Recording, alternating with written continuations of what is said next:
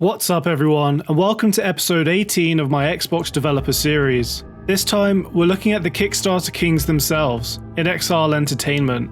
Let's dive in and see what they bring to the Xbox ecosystem. We live in a society built on violence. Can't you see this is the land of confusion? But it wasn't always like this. Over 100 years ago, everything was different. I believe we can get back there, if we fight this oppression. If we are fearless against the evils of the world, we can be everything we were. In 1987. inXile was founded by Brian Fargo in late 2002 after leaving Interplay, which he founded back in 1983 and developed games like the Bard's Tale trilogy and the critically acclaimed Wasteland.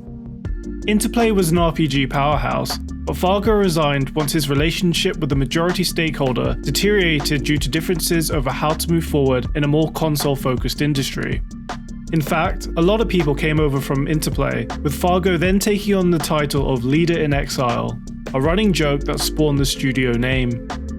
Unlike Obsidian, who hit the ground running with big titles like KOTOR 2, inXile's first 8 years were much more difficult.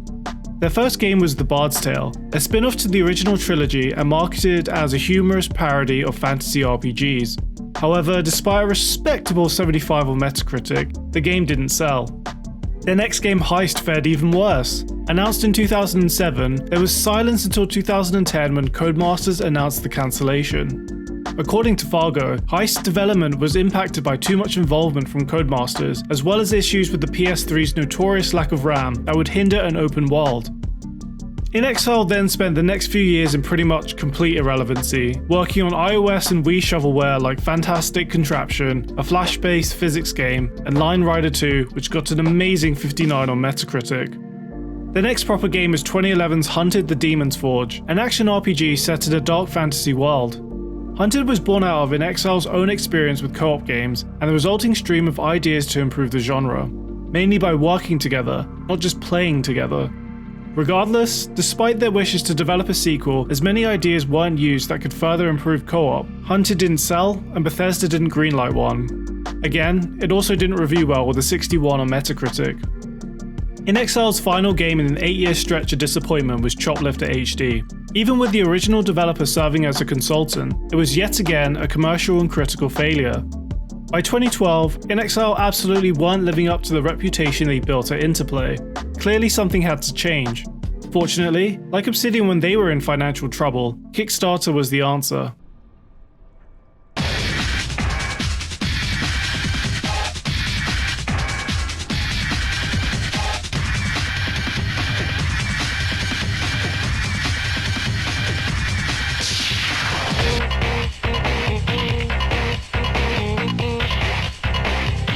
Their first Kickstarter success story was Wasteland 2, a post-apocalyptic RPG set in an alternate history where nuclear war between the US and Soviet Union took place. Despite coming out in 2014, plans for the sequel were put in motion far earlier when Fargo purchased the IP from EA back in 2003. He reassembled key members from the original Wasteland and asked for at least $1 million when the Kickstarter opened in March 2012. This was the largest target for any Kickstarter project at that point, but it didn't matter. The original goal was hit in 43 hours, and the campaign concluded with over 3 million. After a year-long delay, Wasteland 2 came to PC in September 2014, followed by a director's cut that also came to consoles a year later. And unlike all previous inXile games which were commercial and critical disappointments, Wasteland 2 succeeded in both, with an 81 on Metacritic and 350,000 copies sold in 4 days. By September 2016, inXile had made 12 million, so it's no surprise they returned to Kickstarter for the next game, Torment Tides of Numenera, a spiritual successor to Planescape Torment. The Kickstarter launched in March 2013 with a $900,000 target, and this time, it only took 7 hours to cross the 1 million mark, a Kickstarter record. By the end, Torment also set the record for the highest funded video game ever on Kickstarter with over $4 million. This was particularly impressive as Wasteland 2 wouldn't release for another 18 months, and so inXile had not yet proven they could deliver a quality game via Kickstarter. Fortunately, this trust paid off as Torment also received a great 81 on Metacritic. Their third and final Kickstarter was a true successor to the Bard's Tale trilogy. This launched in May 2015 with a higher minimum target of $1.25 million, which was still reached in 3 days. Like the previous two Kickstarter games, the Bard's Tale 4 also got a director's cut. However, for this game, inXile also developed a VR spin-off called The Mage's Tale at the same time, as this was fully funded by Oculus. It was a first-person dungeon crawler, and development took place at inXile's secondary studio in New Orleans. Assets and toolsets were shared between them and the main California office, so it's not surprising they both got similar Metacritic scores. These two would be inXile's last releases before Microsoft's acquisition in 2018, which Fargo agreed to as Microsoft's support would help inXile make games closer to AAA standards and better compete in the current state of the industry. However, as we've seen with many other Microsoft acquisitions, previous contracts meant that games wouldn't be exclusive straight away. Colorado ain't easy. I've got one foot in the grave. Out here, every decision is life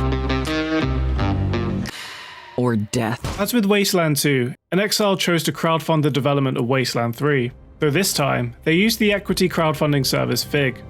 It concluded in November 2016 with $3 million raised. As this was over 2 years before acquisition, Wasteland 3 still came to the PS4. Though with the acquisition occurring during development, inXile were able to hire more staff, resulting in a budget 3 times more than Wasteland 2. After a couple of delays, the game released in August 2020 and received inXile's highest Metacritic of 85. Finally, there was also a remaster for the original Wasteland, which did come out 6 months earlier than Wasteland 3. However, development started post-acquisition, so it was an Xbox and PC exclusive. The graphics and audio were completely overhauled and the game uses 3D models, though it seems the gameplay mechanics were just too outdated to get above a 62 on Metacritic. Considering inXile's crowdfunding era, should we be excited about what they bring to the Xbox table? And has anything even been announced yet? Well, we got the first glimpse of their next project via the infamous Nvidia GeForce link that contained something called Project Cobalt, which Xbox insider Jez Corden linked to inXile and claimed the game was inspired by technology from the Industrial Revolution. It apparently includes Victorian-era streets, retro-futuristic robots, steam engines, and zeppelins.